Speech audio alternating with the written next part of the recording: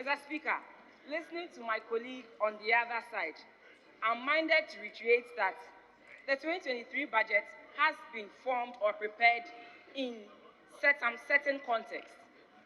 And the context is that we are faced with both difficult global and domestic challenges. We also have an ongoing IMF negotiations, and also we have debt operations, which we are trying to come up with to help us bring our debt levels to a sustainable level. Also, we have set some targets for ourselves in this context, and the target is that we hope to raise about 143 billion Ghana cedis in revenue. We want to spend 190 billion in expenditure. We also want to do an overall real GDP growth of 2.8%. We also want to end inflation at the end of December in the region of 18.9%. We are thinking of a primary balance on commitment basis of 0.7%. And we are hoping that our gross international reserves will cover not less than 3.3%, 3.3 months of imports. So, Mr. Speaker, this is the context in which this budget has been prepared. Mr. Speaker, we must all admit that we are not in normal times. At the end of 2019, we completed an IMF program successfully. We saw our growth rate moving around 7% from 2017 to 2019. Our currency was strong, and inflation had been reduced to a single digit. So, Mr. Speaker, if today we find ourselves in this situation, clearly it tells you that we are not in normal times.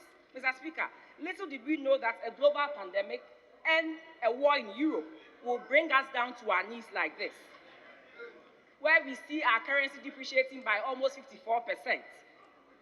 And we have no access to the international capital markets, something we've had since 2007. So, Mr. Speaker, this is really worrying. And, Mr. Speaker, the quicker we do something about it, the better. And it is in this region, or it is in this light, that we are asking our colleagues on the other side to support government with the revenue measures that it has stated in paragraphs 212 to 222 of this year's budget.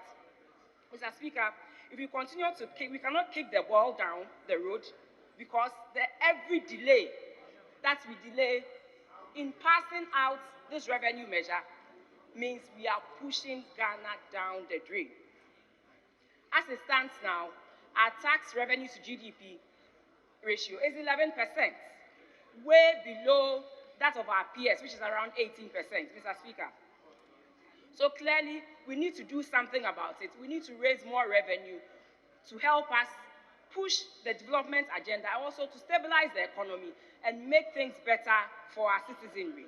Mr. Speaker, before I conclude, I just want to correct a few misconceptions that have been put out there. One, this current budget, the 2023 budget, is going to provide lots of jobs.